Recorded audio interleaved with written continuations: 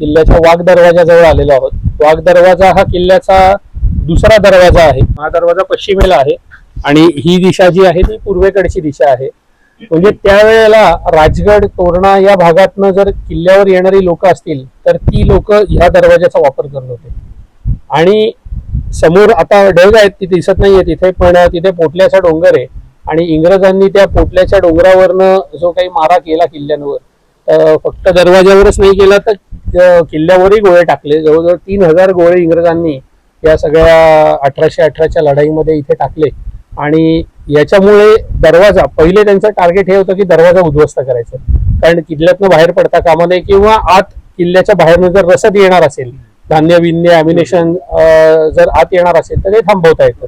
पण पहिले माझ्या मते त्यांनी पोटल्याच्या डोंगरावरनं गोळे मारून हा दरवाजा तोडला. इथे दरवाजा म्हणण्यापेक्षा पायऱ्या, हा दरवाजा त्यांना तोडता आला नाही कारण पोटल्याचा डोंगर समोर आहे आणि हा बुरुज बघा इकडे, हा कॉर्नरचा हा बुरुज त्या दरवाजाला प्रोटेक्ट करतोय.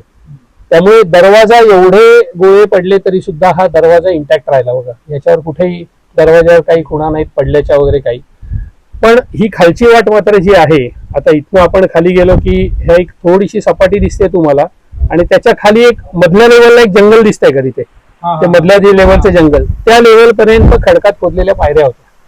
मी जे तुम्हाला मगाशी सांगितलं की आपण रोपवेवरनं येताना मधल्या लेजवरनं जाता येतं, ती लेज ही आहे. ही म्हणजे वायुसर्व खिंडीतनं कडेकडेने ट्रॅव्हर्स मारून रोपवेच्या खालनं, म्हणजे रोपवेच्या तारांच्या खालनं आपण इथपर्यंत येऊ शकतो आणि इथनं वरती क्लाइंब करता येतो. तिथे चांगली सपाटी इथनं पण दिसते बघा तुम्हाला, मधली एक लेवलला सपाटी दिसत असेल सहज अगदी ते.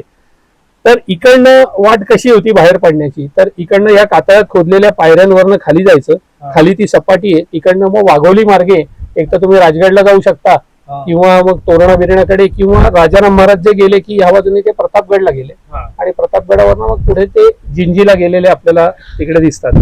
तर आता रायगड प्रदक्षिणा जेव्हा लोक करतात तेव्हा ही या सगळ्या ह्याच्या खालनं प्रदक्षिणा होते. आता त्याच्यात वर येत नाहीत लोक, कारण प्रदक्षिणा ती परत रोपवेच्या इथेच ते लोक संपवतात. पण हा काही कुठला चोर दरवाजा नव्हता किंवा हा काही असा इमर्जन्सी एक्झिट म्हणून नव्हता. बरेचदा असं होतं की लोकांना वाटतं की एक महादरवाजा आणि एक चोर दरवाजा, पण असं नाहीये.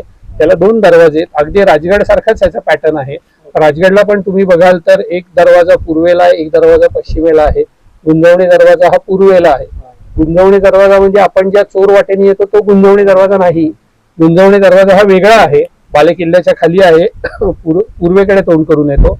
आणि दुसरा जो आहे की पाली दरवाजा आपण ज्याला म्हणतो तो पश्चिमेला आहे. इथंही तोच पॅटर्न आहे, पूर्व आणि पश्चिम हे दरवाजे आहेत.